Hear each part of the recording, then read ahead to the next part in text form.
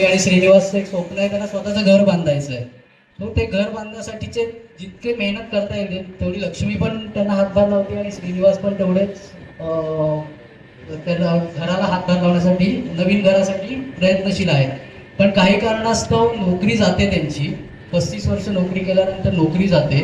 आणि हे आता घरी कसं सांगणार आपण? म्हणजे बायकोला घर तर आपल्याला बांधायचं आहे नवीन, पण नोकरी गेली हे सांगणार कसं? तर त्यांनी एक निर्णय घेतला की आपण रिक्षा चालवूया. रिक्षा चालवून जो काही आपला उदरनिर्वाह आहे, म्हणजे घराला हातभार लागेलच, पण आपले जे स्वप्न आहे त्याला कुठे ना कुठे आपण पूर्ण करण्याचा प्रयत्न करू. पण हे लक्ष्मीला माहिती नाही आहे, म्हणजे घरातल्या कोणालाच माहिती नाही बेसिकली ते रिक्षा चालवत आहेत. सो आता त्यांची ती सेकंड इनिंग चालू झालेली आहे. तर मी श्रीनिवासजींना विनंती करतो की त्यांनी त्यांचा एक्सपिरियन्स शेअर करावा. आणि तुमच्यापैकी जरी कोणी असे असतील ज्यांना तुमचे एक्सपिरियन्स जर आमच्यासोबत शेअर करायचे असतील तर ते तुम्ही आमच्याशी शेअर करू शकतात. आपली डिजिटल टीम आहे, इथे मीडियावाले पण आहेत. आपल्या झी मराठी पेजवरती आणि बाकी सगळ्या डिजिटल पोर्टलवरती हे सगळं तुम्हाला दिसणार आहे. कोणालाही जबरदस्ती नाही. तुम्हाला स्वतःहून वाटलं की बोलावं, आपले एक्सपिरियन्स शेअर करावे, चांगले असतील वाईट असतील कसेही असतील तर तुम्ही शेअर करा. आता मी श्रीनिवास म्हणजे तुषार सरांना विनंती करतो की त्यांनी आपलं म्हणजे मालिकेबद्दल थोडंसं सांगावं. आणि त्यानंतर लक्ष्मी सांगतील. लक्ष्मींना काही माहिती नाही आहे, श्रीनिवास रिक्षा चालवत आहेत. सो आपण त्यांना तसंच थोडं ट्रीट करूया, कारण त्या मेकअप करून आल्यात खूप आणि श्रीनिवास रिक्षा ड्रायव्हरच्या गेटअपमध्ये आलेत. सो तुषार सरांना विनंती करतो की त्यांनी.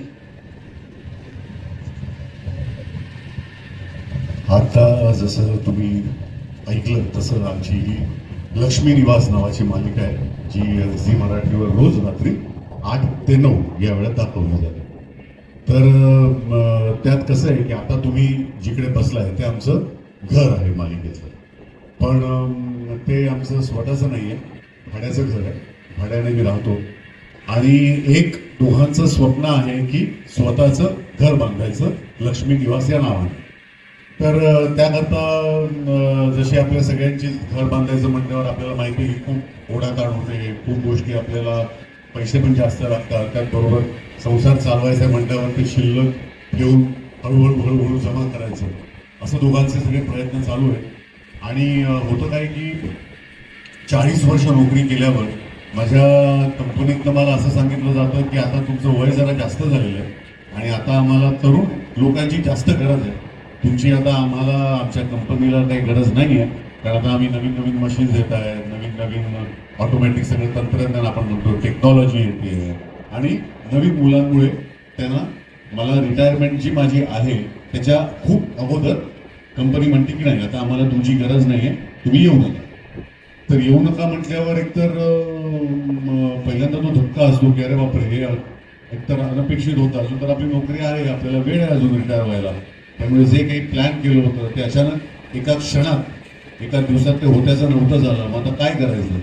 तर मग काय करायचा विचार करताना स्वतःला टेन्शन खूप असं होतं. आणि एक आहे की लक्ष्मी जी आहे, जी इतकं घर आमचं खूप समर्थपणे सांभाळते, तिला अगोदरच इतक्या, कारण असं काही नाही की खूप जास्त पगार आहे, त्यात ती घराचं सगळं घराचं सगळी संसार जो आहे तो व्यवस्थित एवढं करते, तर त्याला अजून तिला टेन्शन नको म्हणून मी जो आहे ती बातमी सांगत नाही.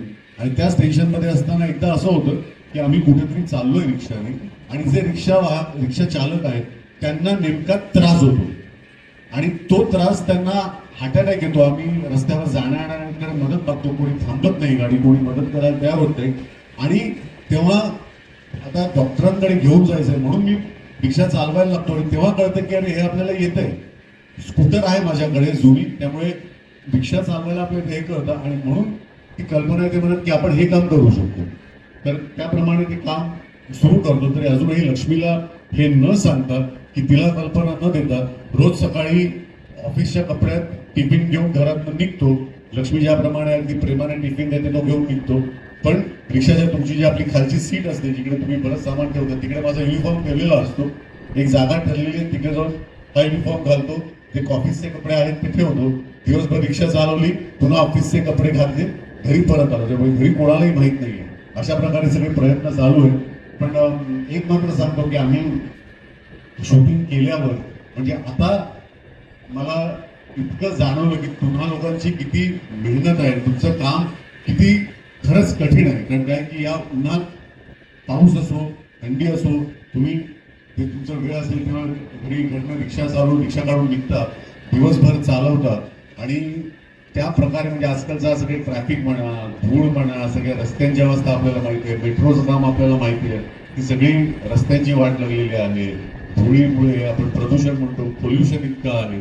या सगळ्या ते चालवणं म्हणजे आम्ही शूटिंग करत असताना मी अगदी थोडा वेळ रिक्षा चालवतो, मला काय फार रिक्षा चालवत येत नाही, थोडा वेळ जे आम्ही म्हणजे कॅमेरा पुरती चालवतो, पण ते चालवतानाही मला कळलं की ते थोडा वेळ चालवून जर मला इतका दम आणि इतकं सगळं काय बोलूया गोष्टी सहन करायला लागतात. तुम्ही किती दिवसभर इतकी वर्ष तुम्ही रिक्षा चालवताय, तर खरंच म्हणजे तुम्हाला सगळ्या रिक्षा चालकांना सलाम आहे. म्हणजे एवढं सगळं तुम्ही करता आणि सगळ्यांची म्हणजे सगळ्यांना आमच्या तर्फे जोरदार.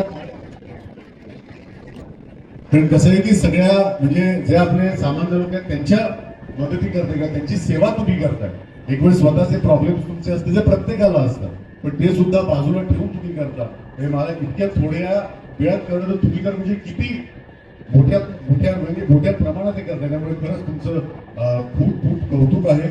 आणि आज तुम्ही इकडे आला त्या निमित्ताने तुम्हाला भेटायला मिळालं, तुमच्याशी बोलायला मिळालं, त्याचा खूप आनंद आहे. तेव्हा मी म्हणजे एवढंच तुम्हाला सांगेन की खूप तुम्ही छान छान हे काम करताय. मात्र एकच करा की तुम्ही हे काम करताना तब्येती मात्र आपल्या सांभाळा. आणि तब्येत असेल तरच आपण प्रत्येक जण आपण आपलं काम व्यवस्थित करू शकतो. तर अगदी तब्येती सांभाळा आणि ज्या प्रकारे तुम्ही लोकांना मदत करताय, लोकांची सेवा करताय, ते असं चालू ठेवा. आणि जेव्हा केव्हा वेळ मिळेल तेव्हा लक्ष्मी निवास झी मराठीवर नक्की नक्की बघा. आणि आजकाल कसं की तुम्हाला वेळ नसतो, पण आजकाल सगळं आपल्या मोबाईलवर दिसतं. तर झी5 नावाचं जे झी टीव्हीचं जे ऍप आहे, तर त्याच्यावरही तुम्ही कधीही तुमच्या वेळेनुसार बघू शकता. आणि तुम्ही स्वतः बघा, घरच्यांनाही सांगा आणि कशी वाटते आमची मालिका ते आम्हाला अगदी नक्की नक्की कळवा. धन्यवाद. सगळ्यांना पुन्हा एकदा नमस्कार. सगळ्यात आधी तर झी मराठीचे आभार, झी मराठीच्या डिजिटल टीमचे आभार की नेहमीच ते असे छान छान उपक्रम राबवतात. तिथे मालिकेची पब्लिसिटी हा मुद्दा असतो महत्वाचा. पण मला वाटतं आज त्यांनी या सगळ्याच्या पुढे जाऊन माणसांना एकत्र आणण्याचा हा जो प्रयत्न केलेला आहे तो खरंच कमाल आहे. सो तुमचं खूप कौतुक. सो झी मराठीसाठी एकदा जोरदार करा. मला वाटतं मालिकेची गोष्ट हा जो ट्रॅक चालला सगळं दादांनी सांगितलेला आहे. आणि पुष्कळचा जो प्रश्न आहे जेव्हा मला कळेल, मला वाटतं या मालिकेतले लक्ष्मी आणि श्रीनिवास ही जोडी आहे जी तुम्ही तुमच्या प्रत्येकाच्या घरात आहात. आज मला इथे समोर बसलेले सगळे श्रीनिवास दिसत आहेत आणि त्यांच्या घरात त्यांची लक्ष्मी आहे, त्यांना साथ देणारी, सपोर्ट करणारी. आणि मला नेहमी वाटतं की मरणं खूप सोपं आहे, जगणं खूप कठीण आहे. कारण रोज जगायचं असतं. आणि आपल्यासारखे जे मध्यमवर्गीय असतात, ज्यांच्यासाठी रोज आयुष्य एक लढा असतो आणि तो तुम्ही सगळे विलया लढताय. रिक्षा मला वाटतं मुंबईची लाईफलाईन आहे.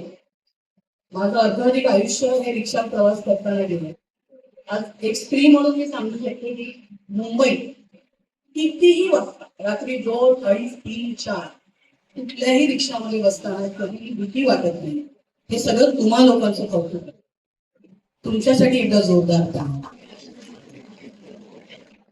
मला वाटतं मुंबईसारखी सेफ सिटी नाहीये. कारण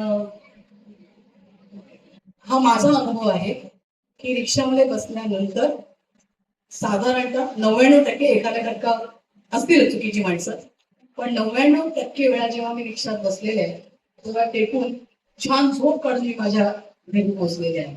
1% लोकांची माझी वाढही झालेली आहे, भांडणही झालेली आहे, त्याच्याबद्दल काही म्हणणं नाही. पण माझा म्हणजे मी स्त्री या गोष्टीला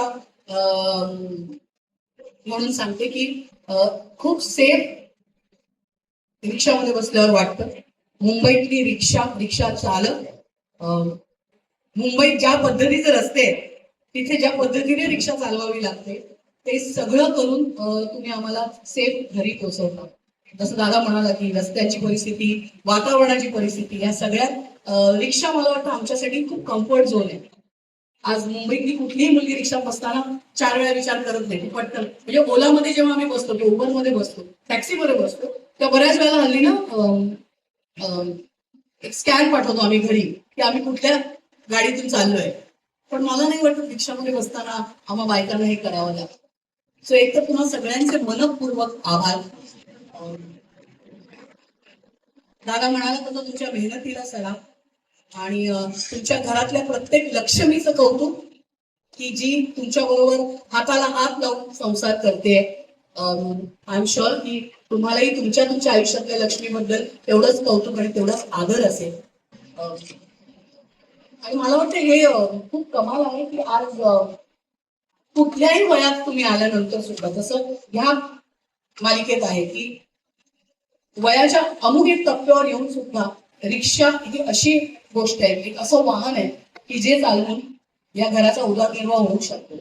सो मला वाटतं आज आपल्याकडे पण समोर प्रत्येक वेगवेगळ्या वयोगटातले बांधव आहेत इथे. तर तुम्हीही तुमचे अनुभव नक्की सांगा. मी लक्ष्मी म्हणून नाही, हर्षदा खानविलकर म्हणून सांगते की माझं अर्धाधिक आयुष्य रिक्षा प्रवास करण्यात गेलेलं आहे आणि मनापासून तुम्हा सगळ्यांचे आभार, खूप खूप आभार.